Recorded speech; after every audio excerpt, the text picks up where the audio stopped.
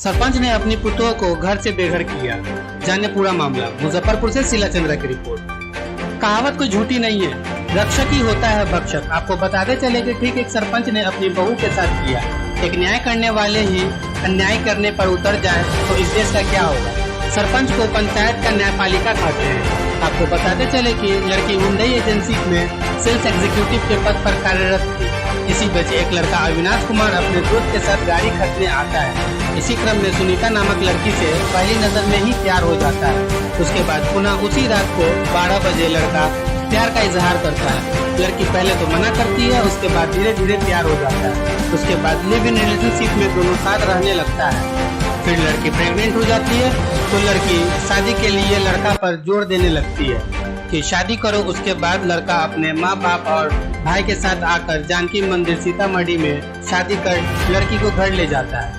लड़की अपने ससुराल चली जाती है। कुछ दिन उसे ठीक से रखता है। उसके बाद उससे दहेज की डिमांड करना शुरू कर देता है। दहेज में लड़की ने माँ के नाम से लाखों की जमीन पर उसका नजर टिका हुआ था। वह 10 लाख रुपए पर नहीं देने पर लड़की घर से घसीट कर ले जाकर गर्भपात करवाता है। आपको बताते चले कि मामला सीतामढ़ी जिले के मानिकचक पश्चिमी गांव के सरपंच का है। उसने अपनी पुत्र सुनीता कुमारी को दहेज के लालच में घर से बेघर किया और बेघर ही नहीं किया, साथ में उसके पेट में पल रहे बच्चे का गर्भपात भी करवाया और गर्भपात करवा कर गाली गलौज करते हुए मारपीट कर घर से बेघर कर दिया। वे लड़की इंसाफ के लिए दर दर की ठोकरें खा रही है। ये सारी बातें लड़की खुद हमारे संवाददाता राजीव रंजन को बताई और उसकी प्राथमिकता दर्ज कर ली गई है। इस बात में कितनी सत्यता है वो तो जांच के बाद ही पता चल पाएगा। प्रशासन अपने स्तर से कार्यवाही में जुट गई है। दोनों पक्ष की मर्जी से मेरी शादी हुई। शादी होने के बाद मैं अपने ससुराल गई। ससुराल गए थे आप शादी के बाद? हाँ, हम ससुराल गए थे। हाँ। कुछ दिन हम लोग बहुत अच्छे से रहे, कुछ दिन बहुत अच्छे से रखे वो लोग। बाद में वो लोग परेशान कर रहे हैं क्योंकि सब मुझे गालियाँ दे रहे हैं, अनुसूचित जाति करके, पासवान हो, दुसाध हो। मतलब लड़का कौन सी जाति का है? लड़का सुनार है। मतलब अंतरजातीय शादी हुई थी? अंतरजातीय शादी है। आप कौन से कास्ट है? हम पासवान हैं। पासवान है। हाँ। अच्छा। अंतरजातीय कास्ट है। और बाद में ये लोग इसके घर के लोग है ना, वो मुझे मेरे मम्मी के नाम से कुछ प्रॉपर्टी था। आपकी मम्मी से नाम की प्रॉपर्टी है? हाँ, वो मेरे हिस्से है, मेरा अधिकार है, उस पर पूरा फुल अधिकार है। मेरी माँ मुझे दे रखी है। अच्छा। तो वो उन लोगों का डिमांड है, मेरे 2 प्लॉट है ना ज़मीन का, वो खाली है। अच्छा। तो वो लोग का मर्जी है ना कि वो प्रॉपर्टी बेच के लाए और घर बनाए। यहाँ पे वो लोग दहेज मांग रहे हैं अब 50-60 लाख रुपया। कितना? हाँ, 50-60 लाख रुपया। 50-60 लाख? हाँ, ज़मीन बेच के मांग रहे हैं। अच्छा। ज़मीन 70-75 लाख का है। अच्छा। 50-60 लाख रुपया लोग डिमांड कर रहे हैं। अच्छा। तो मैं बोली मैं नहीं दे सकती इतना। इस पे ये लोग ये सब लड़ाई कर रहे हैं, तो घर से बाहर भगा रहे हैं। और बस रोक दीजिए थोड़ा सा 22 मार्च को। लेकिन अब वो लोग ना अब जाति सूचक शब्द ज़्यादा इस्तेमाल करते हैं, क्योंकि मैंने उनको पहले भी बताया था कि मैं जाति से हूँ। अभी भी उन लोगों को सब पता है। जब मैं प्रॉपर्टी नहीं दे रही तो अब जाता बीच में ला रहे हैं वो लोग। तो मेरी जो है ना, मैं फिर से वहाँ से मैं भाग के आई। मैं देखी हूँ मुझे कहीं से कोई राह नहीं मिल रहा है, तो फिर मैं SC/ST थाना सीतामढ़ी मैं आई हूँ। मैं यहाँ पे अपनी FIR दर्ज करवाई हूँ। मैं अपनी FIR यहाँ पे दर्ज। पुलिस प्रशासन से कितना सहयोग मिल रहा है आपसे? मुझे ना इसमें कोई डाउट नहीं है, पुलिस प्रशासन से मुझे बहुत सपोर्ट मिल रही है। यहाँ के जो मेरे ज़िला के जो SP साहब हैं, हाँ, वो भी बहुत अच्छे हैं। हाँ, सपोर्ट कर रहे हैं क्या? हाँ, वो बहुत ईमानदार है, इस सब हाँ, चीज़ में बहुत ईमानदार हाँ, है। मेरे ज़िले की जो DSP है, हाँ, सुबोध कुमार जी, वो भी बहुत अच्छे हैं, वो भी बहुत सपोर्ट करते हैं। और मेरे जो SC/ST थाना की जो SI यानी दरोगा है, हाँ, नवल किशोर जी, हाँ, वो भी बहुत अच्छे हैं, वो भी मेरा बहुत सपोर्ट कर रहे हैं। वो सपोर्ट कर रहे हैं सर? प्रशासन सपोर्ट मिल रही है आपको? मेरे प्रशासन सपोर्ट। तो आपका क्या मांग क्या है? मेरा मांग यही है कि मुझे मेरी घर बसना चाहिए। अच्छा। जिन्होंने मेरे साथ ऐसा अत्याचार किया है, पहले सब कुछ जानने के बाद, मेरी अतीत, मेरी कहानी, मेरी जाति सब जानने के बाद वो लोग मेरे से शादी किया है। अब वो लोग बार बार अनुसूचित जाति करके ये सब करके गाली देता है, अब घर में रखना नहीं चाहता है, घर से बाहर कर दिया है। मुझे बस यही, मैंने सबसे यही एक निवेदन और प्रार्थना करती हूँ कि मुझे उस घर में बसा दिया जाए। प्रशासन से यही मांग है आपकी? जी, मेरी प्रशासन से यही मांग है कि जिन्होंने मेरे साथ गलत किया है, जानबूझ के मेरे साथ गलत किया है, और आज वो मेरे ऊपर आरोप लगाया, चाहे जो भी हो, वो लोग मेरे पे से जानबूझ के मेरे साथ गलत किया है। मैं पुलिस प्रशासन और सभी से, मीडिया प्रशासन, समाज, सबसे मैं एक ही निवेदन करती हूँ कि मुझे इंसाफ चाहिए, मुझे मेरी घर बसना चाहिए। तो जिन्होंने मेरे साथ गलत किया है उसको बस इंसाफ, मुझे इंसाफ चाहिए। आप अपना परिचय दीजिएगा। मेरा नाम सुनीता कुमारी है। जी। घर कहाँ हुआ आपका, मायके? मेरा मायके अमघट्टा है। जी। मेरे पिता का नाम रमेश्वर पासवान है। जी। और मेरा अंतर्जातीय ब्याह है। मेरे पति का नाम अवनीश कुमार है। जी। मेरे ससुर का नाम धर्मेंद्र प्रसाद है। जी। मेरे ससुराल माने चौक पश्चिमी पंचायत वार्ड नंबर 1 में है। जी। मामला क्या है? मामला यही है कि मेरे से शादी करके मुझे नहीं रख रहा है घर में। कौन?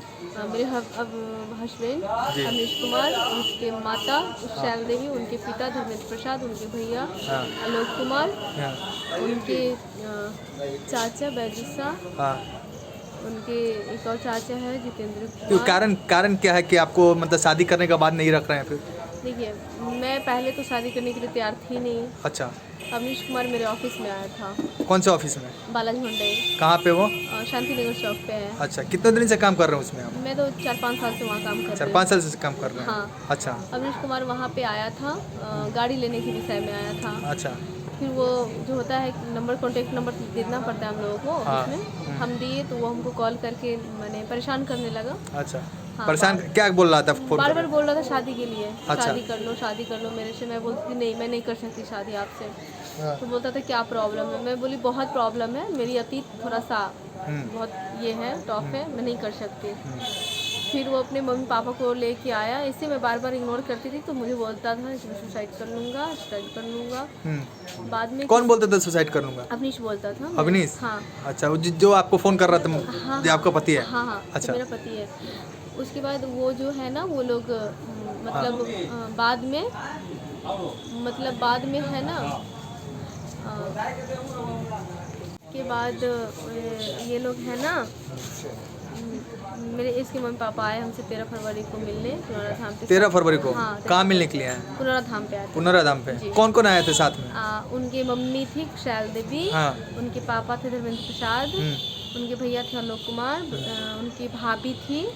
ये धर्मेंद्र प्रसाद कौन है? मेरे ससुर है। पैसे से क्या है वो? पैसे से वो डॉक्टर भी हैं। हाँ। और सरपंच भी है। सरपंच भी है? हाँ। और वो है ना, माने बहुत टॉप क्लास के, जैसे वो लोग, वो थोड़ा सा उनका माइंड है ना दूसरे टाइप का, उसी से लड़ाई सिर्फ लड़ने की ये करते हैं। अच्छा। हाँ। वो हाँ। मतलब वो किसी को कुछ भी बोल सकते हैं। अच्छा। आप ये ले लीजिए ना, हम उसके घर की बहू है और फिर भी वो मुझे नहीं इंसाफ दिला रहे हैं। अच्छा, तो शादी हुई कैसे? जब मेरी शादी मतलब जैसे उसकी जो है ना, मेरी शादी हुई थी, मैं इनकार कर रही थी। मेरे सास ससुर सब मुझसे मिलने आए थे। मेरी सास बोल रही थी कि तुम नहीं मेरे बेटे से शादी करने के लिए। मैं बोली मैं नहीं कर सकती हूँ, मेरी अतीत बहुत ये है, मैं शादीशुदा थी, मैं एक बच्चे की माँ भी हूँ, तो मैं नहीं कर सकती। बट मुझे उस घर से कोई रिलेशन नहीं है, मैं नहीं कर सकती, मेरी अतीत थोड़ी सी टॉप है। तो वो लोग बोले मुझे तुम्हारी अतीत से कोई लेना देना नहीं है, मैं सबको जानबूझ के तुम्हें एक्सेप्ट करना चाहती हूँ। मेरी बेटे की ज़िंदगी तुम्हारे जान में बसता है, इसलिए तुम मेरे बेटे को एक्सेप्ट कर लो। ये लोग मुझे बहुत प्रेशर दी। उसकी माँ आंचल फैला के मेरे बेटे की ज़िंदगी की भीख मांग रही थी मेरे से शादी करवाने के लिए। फिर मैं लास्ट में मजबूरन मैंने हाँ कर दिया। हाँ करने के बाद मेरी शादी हुई 22 मार्च को जानकी मंदिर में। अच्छा। जिसमें उसके पक्ष के सारे लोग थे, उसके माता पिता भाई हो जाए थे। हाँ। मेरे फिर उसके बाद वो लोग मुझे लेके वहाँ चला गया। मेरे हस्बैंड वहाँ लेके गया, उसके माता पिता उसको लेके चला गया, मुझे छोड़ दिया डेरा में। मैं चलने फिरने लायक नहीं थी। उसके बाद में 1-2 दिन में मैं ठीक हो गई तो मैं उसके घर गई तो उन्होंने मुझे घर में गई, मुझे मारपीट किया। फिर घर से मुझे निकाल दिया। फिर मारपीट करके मुझे बोला कि अब तो बच्चा ख़त्म हो गया, आप दूसरा दिन चमाड़ीन, अब तुम क्या करने आ रही हो, तुम भागो यहाँ से। मुझे फिर से वो लोग भगा दिया। फिर मैं किसी भी तरह से आई अपने यहाँ, मैं आई कानून का सहारा लेने के लिए। मैं आई डुमरा थाना पे। डुमरा थाना पहुँची तो वो भी उन लोग भी मेरे पीछे पीछे पहुँच गए। पहुँचे तो यहाँ पे आए तो लोग डर से मुझे एक बॉन्ड बनाया, जिससे मेरा हस्बैंड स्वीकार किया कि मैं अपनी पत्नी के साथ रहूँगा, मैं अपनी मर्ज़ी से शादी हम दोनों बालिका अपने मर्ज़ी से शादी कर चुके हैं। शादी में पत्नी के साथ रहूँगा, अब ऐसा कुछ नहीं होगा। लेकिन वो लोग बॉन्ड बना करके 19/6/22 को मेरे बॉन्ड बनाया है। 19 यानी बॉन्ड बनाने के बाद भी वो लोग मेरे वहाँ नहीं लेके गया, मुझे ससुराल लेके नहीं गया, मुझे ये फिर से यहीं पे छोड़ दिया वो लोग। यहाँ पे छोड़ने के बाद मैं वहाँ गई, फिर मैं एक दिन के बाद 2 दिन के बाद फिर मैं वहाँ गई। ये लोग मेरे साथ ऐसा कर रहा है। वहाँ पे गई मैं, पंचायती वगैरह बैठा, मेरा हस्बैंड उसको लेके चला गया। मैंने मेरे हस्बैंड को लेके चला गया। वहाँ पे मैं गई तो पंचायत वगैरह बैठा। पंचायत में सारे पंचायत बोले कि अपनी बहू को रखो, हाँ अपनी बहू को रखो, ये कहाँ जाएगी। तो वो लोग अब बोल रहे हैं ना दुसाध चमा रहे, क्योंकि वो मेरे जो हस्बैंड है ना वो सुनार जात से है और मैं अनुसूचित जनजाति से आती हूँ, मैं पासवान हूँ, वो सुनार है। हम दोनों, मेरी शादी हुई थी जानकी स्थान, और दोनों की रजामंदी से, दोनों पक्षों की रजामंदी से, जैसे मेरे मायके से भी कुछ लोग थे, उनके तरफ से भी सब थे। उनके दोनों चाचा जितेंद्र जी थे, बैजू शाह थे, उनके पापा थे, उनके भैया थे आलोक जी, उनके जीजू थे, उनकी भाभी थी, उनकी मम्मी थी। ये सबके रजामंदी से मेरी